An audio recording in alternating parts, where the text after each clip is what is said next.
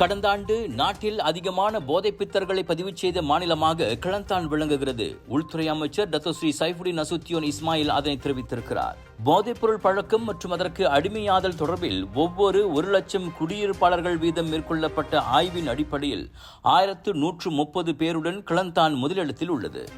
974 பேருடன் திரங்கானு 2ஆம் இடத்திலும் 965 பேருடன் பெர்லிஸ் 3ஆம் இடத்திலும் உள்ளன. 4வது 5வது இடங்களை முறையே கிடாவும் பினாங்கும் பிடித்துள்ளன.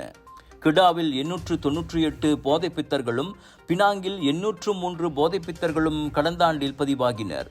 சரவாக்கில் அந்த எண்ணிக்கை 425 பேராக உள்ளது.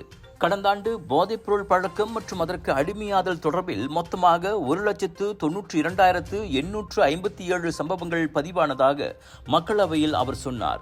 இனவாரியாக பார்த்தால் ஆக அதிகமாக மலாய்க்காரர்களிடையே 1,45,877 சம்பவங்கள் பதிவாகியுள்ளன. 14,935 பேருடன் இந்தியர்கள் 2ஆம் இடத்தை வகிக்கின்றனர். 3ஆம் இடத்தில் 14,861 சீனர்களும் அதற்கடுத்த இடங்களில் சபா, சரவாக் மற்றும் பிற இனங்களைச் சேர்ந்தவர்களும் உள்ளனர். போலீஸ், சுகாதார அமைச்சு, போதைப் பித்தர்களுக்கான தனியார் மறுவாழ்வு மையங்கள் உள்ளிட்டவற்றின் தரவுகளின் அடிப்படையில் AADK எனப்படும் தேசிய போதைப்பொருள் தடுப்பு நிறுவனம் அந்த புள்ளி விவர பட்டியலை தயாரித்துள்ளது.